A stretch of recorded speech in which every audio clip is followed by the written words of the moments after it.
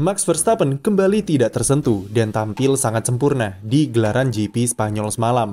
Dengan dominasinya kemarin, ia hanya berjarak satu kemenangan saja dari total kemenangan yang diraih oleh Ayrton Senna. Bayangkan, pembalap Belanda ini sudah memimpin semua sesi latihan bebas, lalu meraih pole position di kualifikasi, kemudian memimpin semua lap dari start sampai finish, lalu mencetak fastest lap dan mengunci kemenangan di podium tertinggi.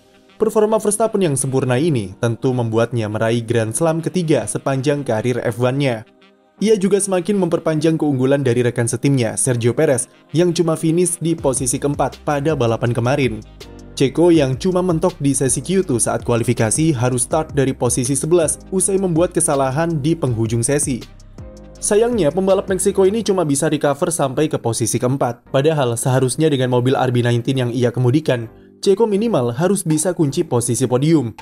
Sementara itu, Lewis Hamilton berhasil lakoni balapan yang sangat solid bagi Mercedes dengan huni posisi runner-up. Ia bersama George Russell di posisi ketiga, membawa Mercedes mengunci double podium perdana mereka di musim 2023. Hamilton sejak start tampil mengesankan, dan meskipun sempat disalip oleh Lance Stroll selepas start, dia mampu kembali melewatinya dan mengasapi Carlos Sainz lewat strategi G2 Mercedes. George Russell yang sejatinya start dari posisi 12, dia berhasil lakukan start bagus dan naik ke posisi 7 ketika di lap pertama. Setelah itu, Russell menunjukkan kecepatan yang bagus dengan mobil W14 dan dia secara perlahan mulai naik satu posisi demi satu posisi. Sampai kemudian dia berhasil menyalip Carlos Sainz untuk masuk ke posisi ketiga. Di akhir race, Russell cukup lega karena Checo gagal mengejarnya dan dia bisa mengunci podium terakhir tersebut. Meskipun Verstappen mendominasi di depan, jalannya balapan secara overall bisa dibilang cukup seru dan banyak aksi overtake serta perang strategi. Layout baru sirkuit Catalunya yang menghilangkan area chicane yang lambat dan kembali memakai dua tikungan cepat ke kanan membuat karakteristik trek semakin cepat dan semakin boros ban. Dihapusnya chicane juga membuat pembalap jadi punya momentum yang lebih oke ketika akan menyalip lawan di depannya dan memunculkan banyak overtaking yang berkualitas di lurusan Catalunya. Lantas apa saja hal menarik yang bisa kami bahas dari race semalam?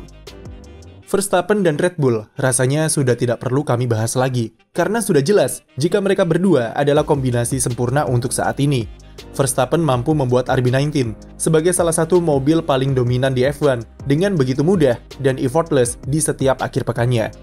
Kesulitannya Sergio Perez membuktikan jika skill Verstappen punya peran yang cukup besar dalam memaksimalkan performa mobilnya. Bahkan meskipun sang juara bertahan bisa menang dengan mudah dengan gap 24 detik, namun dia masih memberikan komplain soal keputusan tim memberikannya ban hard di stint kedua di hadapan Christian Horner dan Adrian Newey setelah race. Hal itu menggambarkan betapa kompetitifnya Verstappen dan keinginan besarnya untuk bisa selalu tampil sempurna di tiap balapannya. Sekarang pertanyaan yang tersisa adalah tinggal tim mana yang bisa menantang duet maut ini di papan atas. Ferrari jika melihat balapan kemarin, rasanya sangat-sangat pesimis jika mereka bisa menantang Red Bull. Meskipun sudah memberikan update baru berupa perombakan di bagian sidepod, namun Ferrari belum bisa menyelesaikan masalah utama dari mobil mereka musim ini, yaitu degradasi ban yang tinggi. Carlos Sainz tidak bisa berbuat apa-apa, dan hanya bisa pasrah ketika mencoba bertahan dari serbuan duo Mercedes dan Sergio Perez. Degradasi ban yang tinggi membuat Sainz harus masuk pit lebih awal. Duo Mercedes yang stay out lebih lama punya keuntungan usia ban yang lebih muda ketika keduanya masuk pit dan bisa mengejar Sainz dengan cepat. Sementara Charles Leclerc dibuat bingung dengan performa mobilnya sendiri yang aneh sejak sesi kualifikasi. Leclerc harus start dari posisi belakang karena gagal lolos dari sesi Q1. Dia merasakan sesuatu yang aneh di mobilnya dengan kesulitan belok di tikungan ke kiri, di mana grip ban belakangnya tiba-tiba hilang di sana. Itu menyebabkan Leclerc gagal lolos dari Q1 dan menduga ada masalah di sekitaran suspensi atau elemen aerodinamika di bagian belakang. Ketika balapan, pembalap Monaco ini adalah satu-satunya pembalap yang start memakai ban hard. Sempat naik ke posisi 13 dalam waktu 10 lap, kecepatan Leclerc kemudian mulai menurun dan performa ban hard miliknya sudah mulai melemah. Alhasil, Leclerc harus masuk pit di lap ke-17 dan ganti ke ban soft untuk memudahkannya menyalip pembalap lain di depan. Namun, itu pun juga tidak bekerja dengan baik, mengingat ban soft di Catalunya sangat cepat habis, dan mereka punya masalah degradasi ban. Kecepatan Leclerc baru kembali setelah dia ganti ke ban hard untuk stint terakhir. Leclerc finish di posisi 11 dan ia nyaris saja di-overlap oleh Max Verstappen. Meski banyak yang mempertanyakan soal strategi, menurut kami Ferrari tidak punya pilihan lain di balapan kali ini. Mereka bisa saja memasang ban medium di stint kedua ataupun soft di stint terakhir Leclerc, tetapi itu pun tidak akan ada efeknya sama sekali, karena kecepatan Ferrari yang tidak kompetitif. Mau mereka memasang strategi apapun, jika mobilnya masih punya masalah degradasi ban tinggi, maka ujung-ujungnya hasilnya rungkat juga. Strategi Ferrari yang tidak umum dan unik bin ajaib itu sebenarnya juga disebabkan oleh masalah degradasi ban. Mereka tidak punya data yang bagus dari performa ban yang tidak konsisten dan itu berujung ke pemilihan strategi yang salah ataupun berbeda dari yang lain. Kalau melihat Ferrari yang masih belum ada perkembangan, maka salah satu tim yang bisa memberikan perlawanan langsung kepada Red Bull adalah Mercedes. Tentu masih ada Aston Martin yang sejauh ini punya mobil tercepat kedua di grid, tetapi mereka belum meluncurkan update yang sifatnya besar, dan race pace EMR23 di GP Spanyol kemarin tidak sebagus balapan-balapan sebelumnya. Kerusakan floor yang dialami Alonso di kualifikasi membuatnya tidak bisa berbuat banyak saat balapan. Satu hal unik yang terjadi di race kemarin adalah Alonso menolak menyalip Lance Stroll yang satu posisi di atasnya. Ia tidak mau menyalip rekan sekaligus putra dari owner timnya tersebut dengan alasan ingin menahan pembalap-pembalap yang mengejar di belakangnya.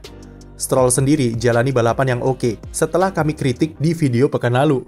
Pembalap Kanada ini berhasil kalahkan Alonso yang alami masalah di kualifikasi dan start dari posisi kelima.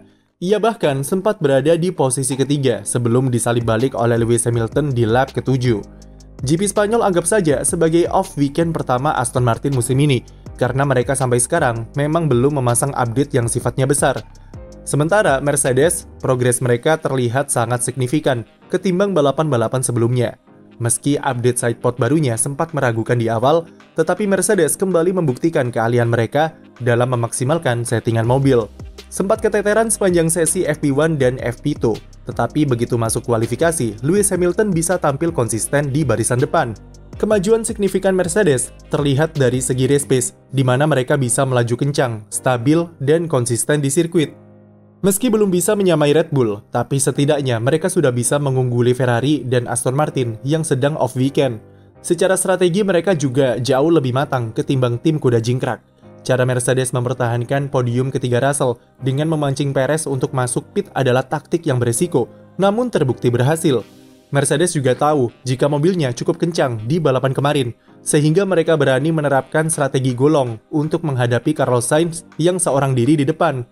GP Spanyol akan jadi pijakan kuat dalam perkembangan mereka musim ini dan fondasi bagus untuk 2024 dan seterusnya. Beralih ke pembalap lain, ada Lando Norris yang apes karena menyenggol ban belakang Lewis Hamilton saat start dan membuatnya harus masuk pit lebih awal. Padahal, Norris tampil luar biasa di kualifikasi dengan start di posisi ketiga.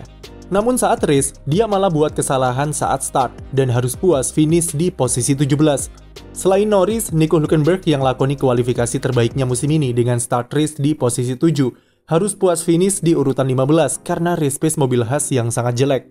Balapan bagus dan impresif dijalani oleh Zhou Guanyu yang finish di posisi 9 untuk koleksi 2 poin bagi Alfa Romeo. Pembalap negeri tirai bambu ini sejatinya finish di posisi 10, namun naik satu posisi karena Tsunoda yang dihukum penalti 5 detik usai mendorongnya keluar trek di tikungan pertama. Sementara itu, koleksi poin terakhir diraih oleh Pierre Gasly dan dia finish di belakang rekan setimnya Esteban Ocon yang selesaikan race di posisi ke-8. Jadi, momen apa yang jadi favorit kalian di race kemarin? Tulis pendapat kamu di komentar, dan jangan lupa beri like dan subscribe untuk konten F1 lainnya.